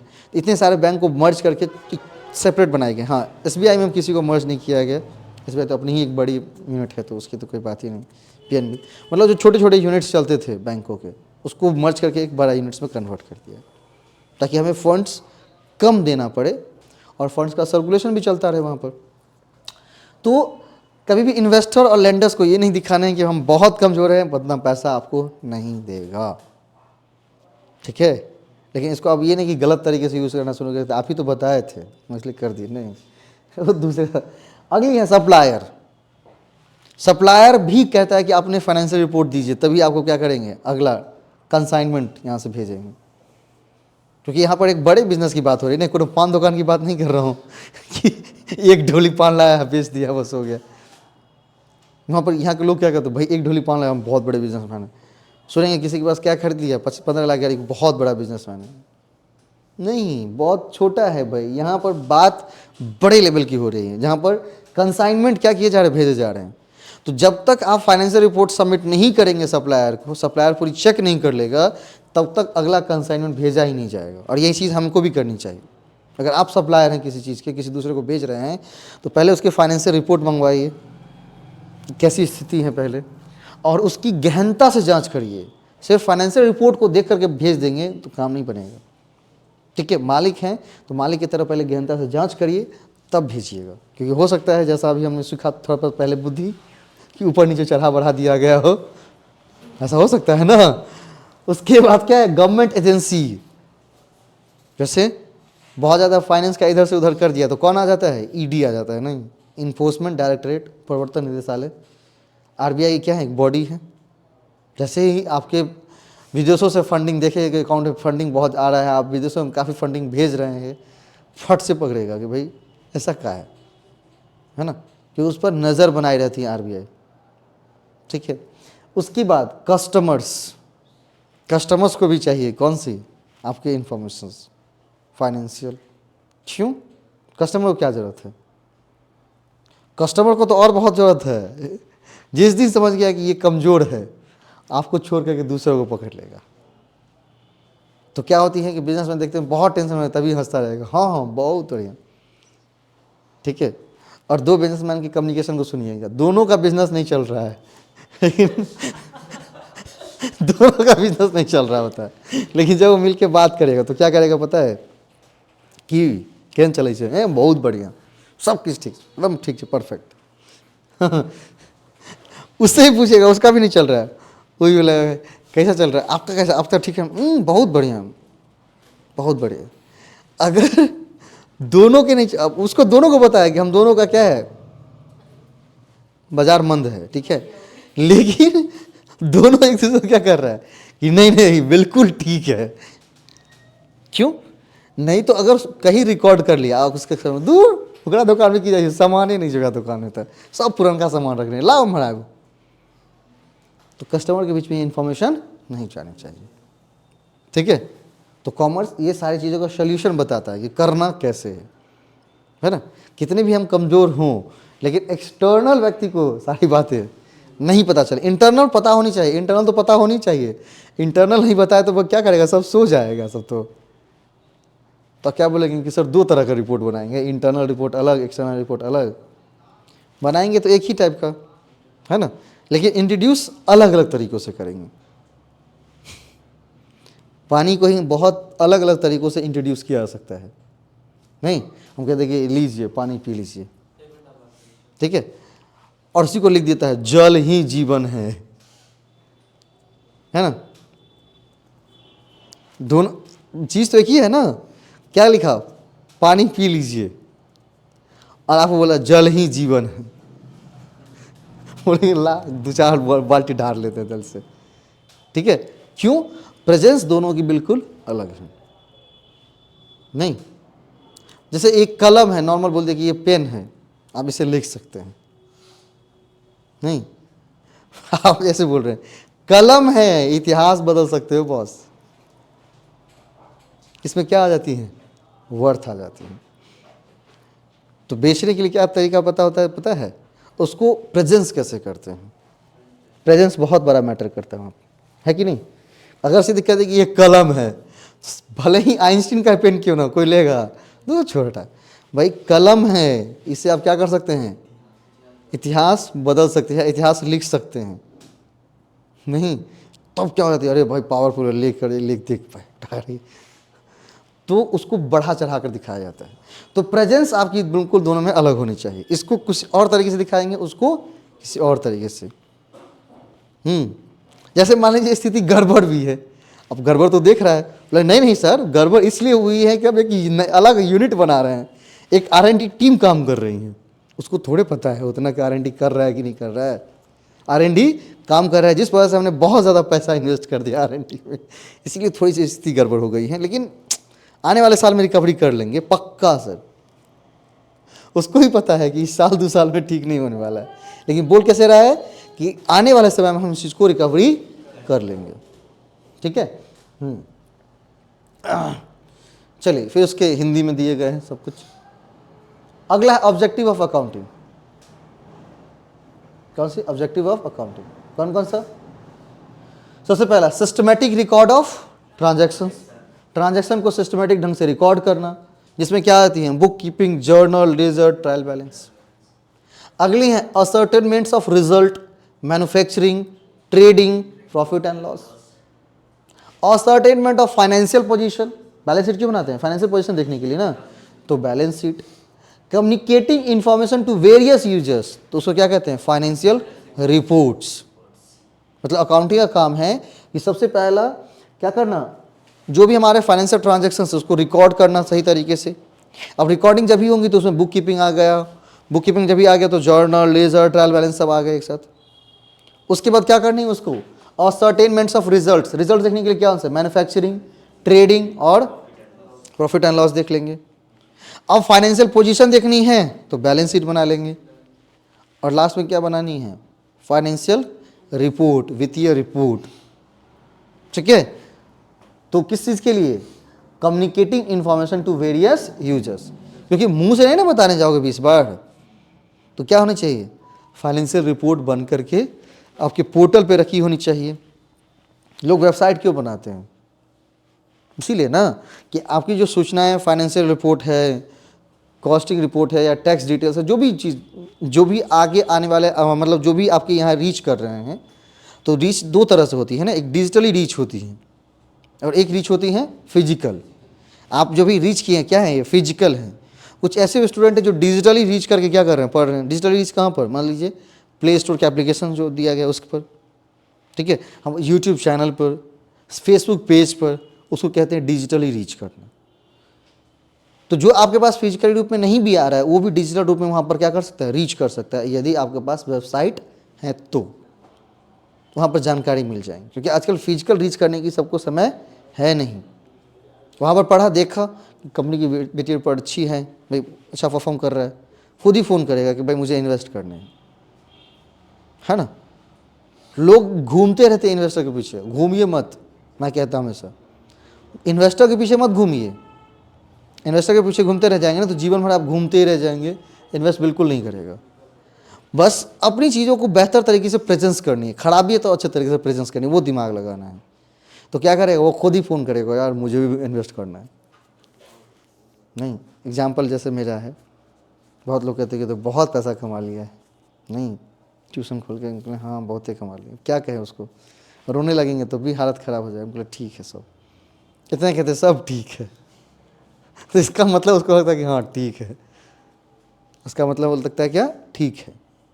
क्योंकि अगर आप सही चीज़ बता भी दिए तो क्या होना चाहिए? लॉस किसको होगा? उसका थोड़े होगा, आप ही का ना होगा। मान लो 10,000 देता है इन्वेस्ट करने के लिए, वो ही नहीं देगा अगली बार, ठीक है, ऐसी चीज़ें। तो ये चीज़ें बतानी है ना। केवल आपका काम रिकॉर्डिंग करना नहीं है। अगर इस तरह से क्या करोगे, अगर आप जानते हैं और मालिक को सजेस्ट करेंगे तो क्या करेगा? शाबाशी भी देगा। अब है difference between bookkeeping and accounting. कहला it is a process concern with recording of transaction. इसका कंसर्न केवल इतना है, ये क्या करेगा, ट्रांजेक्शन्स को रिकॉर्ड कर लेगा। It is a process concern with summarizing and recording transaction. Transaction को रिकॉर्ड करना, समराइज करना, इन्फॉर्म करना भी इसके अंतर्गत आता है। It constitute as a base of accounting, base for accounting. ये क्या है, एक बेस, अकाउंटिंग को बेस देता है, आधार देता है। It is considered as a language of the business. Accounting business का लैंग्वेज है, जबकि बुक कीपिंग क्या है, उसका बेस है। किसका, अकाउंटिंग का, वो आधार है। क्या है, वो आधार है। उसके बाद ना बोलना शुरू करेंगे आप, ठीक है।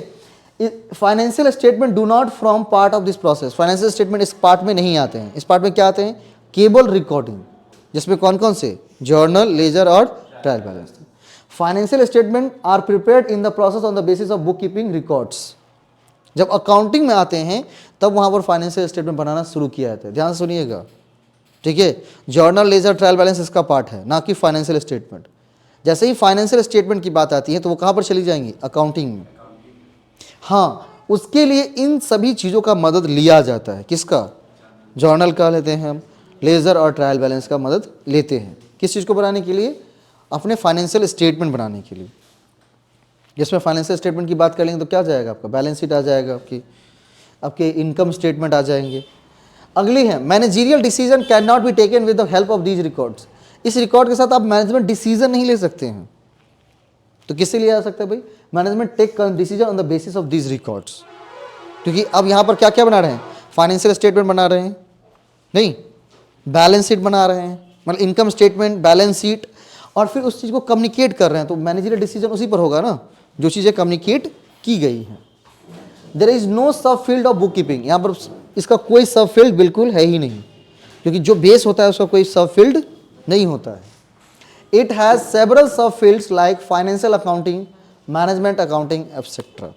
इसके अलग अलग सब फील्ड्स हैं, फाइनेंशियल अकाउंटिंग है, मैनेजमेंट अकाउंटिंग है, जैसे कल हमने बताया था ना, उसमें कॉस्ट अकाउंटिंग है, टैक्स अकाउंटिंग है, गवर्नमेंट अकाउंटिंग है, ह्यूमन रिसोर्स अकाउंटिंग है, इन्फ्लेशन है, इन्वायरमेंटल है। उसके बाद क्या है हमारा, उसके बाद भी कुछ पढ़े थे ना, नहीं इतना ही था ना, हाँ, कॉर्पोरेट है। तो इतने सारे अकाउंटिंग इसके अंदर अलग अलग कॉन्स्टिट्यूट होते हैं। अगली है भाई, financial position of the business can not be ascertain through book keeping records. यहाँ से जो यहाँ पर जो रिकॉर्ड है उससे फाइनेंशियल पोजीशंस की जानकारी आप नहीं ले सकते हैं। फाइनेंशियल पोजीशन की जानकारी लेनी है तो आपको अकाउंटिंग रिपोर्ट्स देखने होंगे। ये तीनों में अंतर है। इसके बाद एक रिलेशनशिप बना कर दिया हुआ किसके बीच में, बुक कीपिंग, अकाउंटिंग और अकाउंटेंसी। बुक कीपिंग क्या हो गया, उसका बेस हो गया। अकाउंटिंग क्या हो गया, उससे लैंग्वेज हो गया। अकाउंटेंसी क्या हो गया, उस लैंग्वेज को परोसने के लिए किस तरह की ग्रामर की ज़रूरत होगी। ग्रामर मतलब रूल्स की ज़रूरत होंगी, प्रिंसिपल्स की ज़रूरत होंगी, नहीं मेथड्स की ज़रूरत होंगी। हिंदी तो लैंग्वेज है ना, लेकिन भाई उसके लिए क्या बनाया, ग्रामर बनाया गया है। तो बुक कीपिंग क्या है, बिजनेस की बेस है, वहाँ से रिकॉर्ड करना शुरू। उसको अकाउंटिंग में क्या किया, उसको अकाउंटिंग में क्या डाले, उसका अकाउंटिंग में लैंग्वेज आई, और उस लैंग्वेज को कैसे यूज करना, हाउ टू यूज या हाउ टू डील, वो कौन बताएगा, आपका अकाउंटेंसी। लेखा शास्त्र, शास्त्र है नहीं, जिसमें आपके प्रिंसिपल्स हैं, मेथड्स हैं, नहीं, जो कि इस लैंग्वेज को परोसने का काम आपके सामने करेगा। चलिए, इसके बाद अकाउंटिंग की डेफिनेशन दी गई है, पढ़ाई दिया था, अलग से लिखी गई है। अगर आपको पढ़नी है तो फिर से पढ़ सकते हैं। फंक्शंस ऑफ अकाउंटिंग, क्या क्या फंक्शंस हैं, तो आपकी क्या है, सबसे पहले फंक्शन मेजरमेंट। क्या करता है वो, मेजर करता है। Accounting measure past performance of the business entity and depicts its current financial positions. उसको मेजर करता है। क्या करता है ये, मेजर कर सकता है कि हमारे पास्ट के क्या रिकॉर्ड थे फाइनेंशियल और अभी के क्या रिकॉर्ड्स है। उसके बाद फॉरकास्टिंग कर सकता है, इसके function. Accounting helps in forecasting future performance and financial position of the enterprise using past data analysis trends. ठीक है, जो पास्ट में हमारा डेटा ट्रेंड कर रहा था उस बेसिस पर हम क्या कर सकते हैं, आगे की चीज़ों को फॉरकास्ट कर सकते हैं, है ना। और जानकारी के लिए बता दो, क्या कोरोना की एक और लहर तेज हो रही है धीरे धीरे करके, तो सभी कोई आज एडवाइजरी मैं भी जारी कर देता हूँ, सभी कोई मार्क्स ज़रूर लगा के आएंगे, ठीक है, कम से कम, निश्चित रूप से, क्योंकि सावधानी बिल्कुल रहनी चाहिए, उससे आपकी भी जान बचेंगी और हमारी भी। हम सबकी जान अपने अपने जगह पर इम्पोर्टेंट है ना, आप भी किसी का बच्चा है तो हम भी किसी का बच्चा हैं क्या। हाँ, तो उसके लिए निश्चित रूप से क्या करना है, क्योंकि वो तेज़ लहर बह रही है और धीरे धीरे अगर मान लीजिए कोई एक आए तो पूरा का पूरा क्या हो जाएगा। हाँ, इसके लिए आए हाथ आराम से हाथ धो लिए हुए ठहर के। अब ये नहीं कि अनायास हर चीज़ों को टच कर रहे हैं, नहीं करिएगा अनायास, नहीं, वो छोटा सा कथी वाला होता था सैनिटाइज़र, फिर से रखना, वो गंगा जल था थोड़ा सा।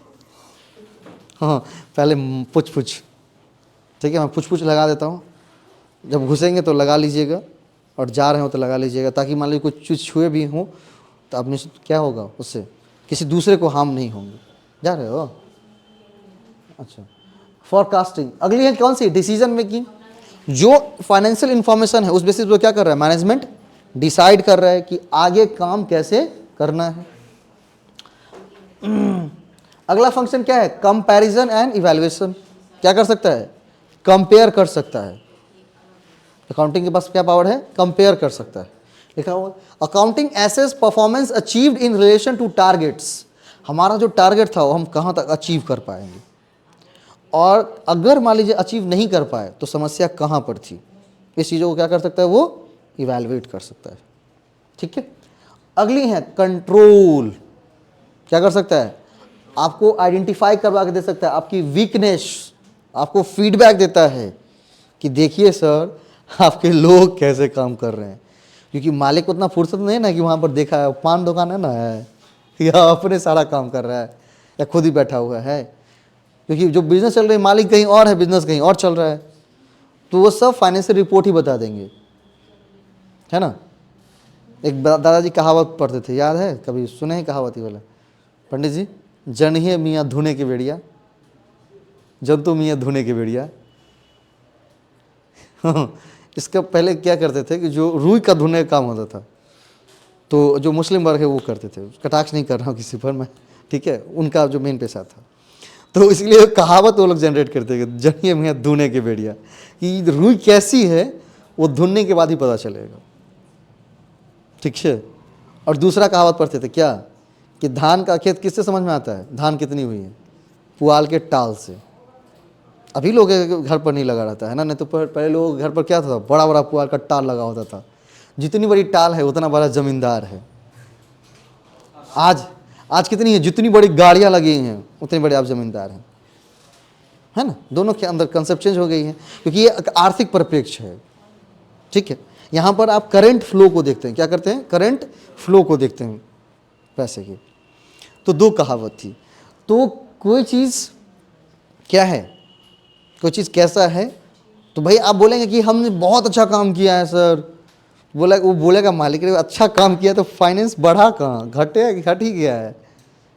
अच्छा काम करने से बढ़ेगा ना चीज़। आप बोलेंगे हम बहुत मेहनत करते हैं, जैसे आपके जो पीछे सब सीनियर से बैठे हैं टायर के, हम कहते हैं कि बहुत मेहनत करते हैं, इतना कि आप सोच भी नहीं पाएंगे। तो हम बोले कि मार्क्स क्यों नहीं आ रहा है, तो वो तो नहीं पता है।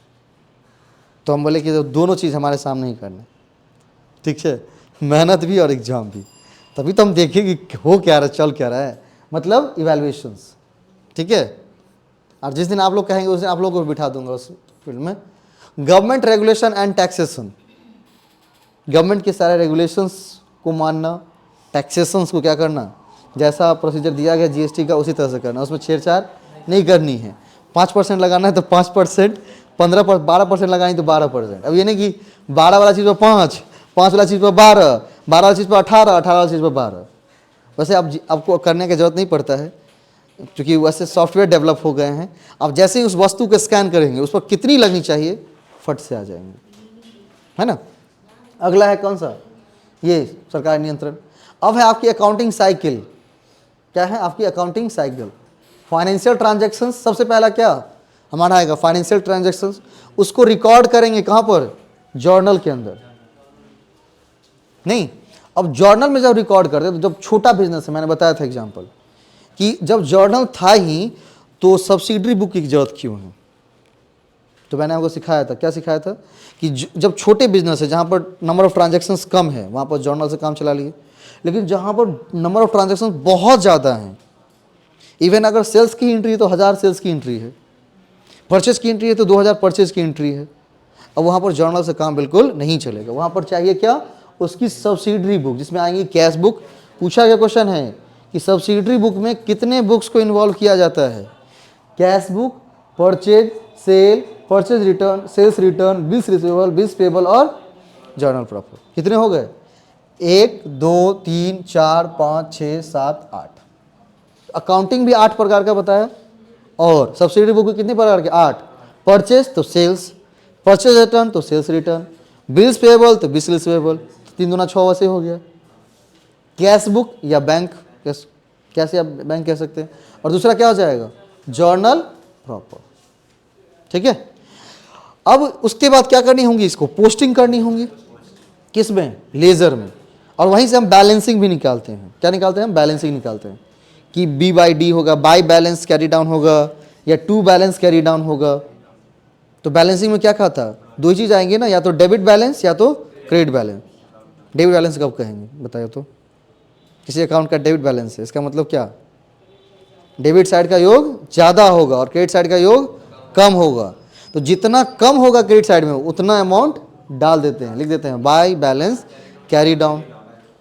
और जब वो नेक्स्ट ईयर आएगा तो क्या हो जाएगा, टू बैलेंस ब्रॉट डाउन।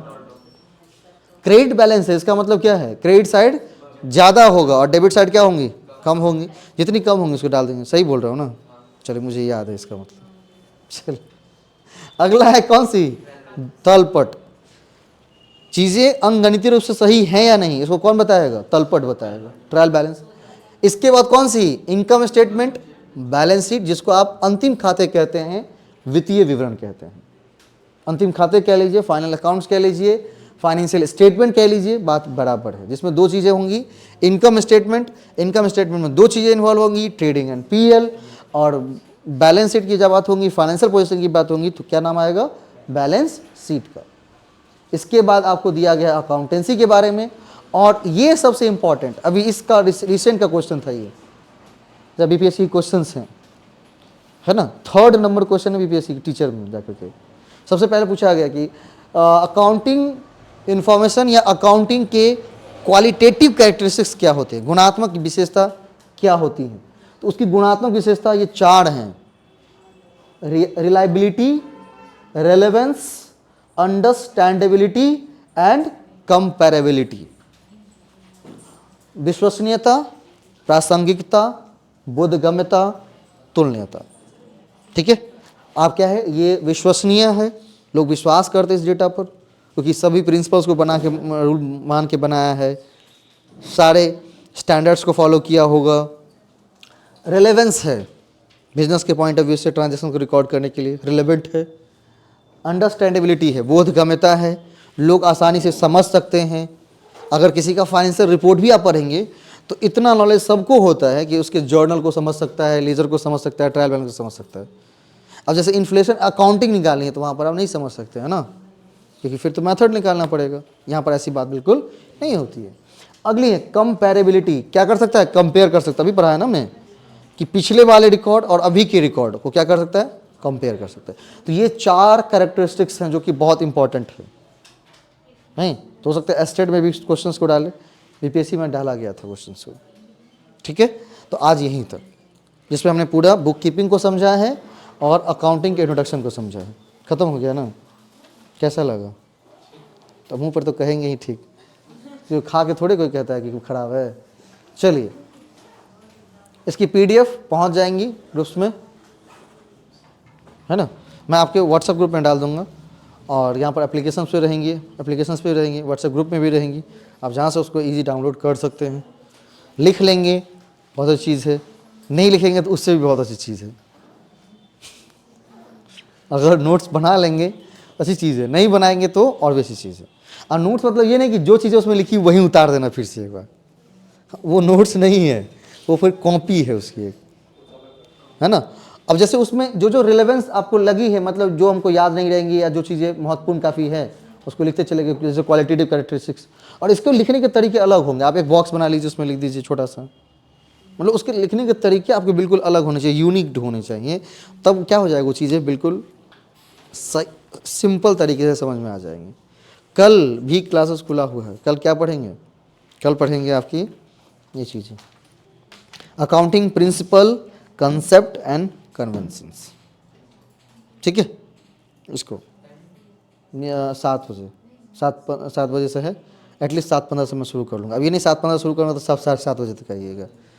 एक बीच का मैंने समय निकाला, क्योंकि मंदिर जाना रहता है, कभी क्या होगा मंदिर में भीड़ रहती है तो 2-3 मिनट का समय ज़्यादा लग जाता है वहाँ पर। तो 7:15 फाइनली शुरू हो ही जाएंगे। इवन आज मैं 7:05 तक आ गया था उठा करके, इसलिए मैं 7:15 का है। बाकी 7 बजे तक कोशिश करिए आराम से उठ करके आइए, क्योंकि बिजनेस की लैंग्वेज है ना, ठीक है। और कोई आदमी चाय बना के ले आए तो और अच्छी बात है, सबको सुरकाते रहिएगा, है ना। लेकिन पी करके अंदर आया, ये नहीं कि पी रहे हैं हमारे साथ, जैसे कॉन्सेप्ट क्या है, सुर पी रहा है, तब फिर नहीं होंगे, नहीं, तब बन जाएंगे अनडिसिप्लिन, मतलब अनुशासनहीन, अनडिसिप्लिन, कहीं ना कहीं बात हो जाएगी। कल बात करेंगे इस अकाउंटिंग प्रिंसिपल, कंसेप्ट और कन्वेंशंस। बुक है तो पढ़ के आइएगा, और आप लोगों को तो लिखवाया गया ही ये नोट्स, पढ़ के आइएगा।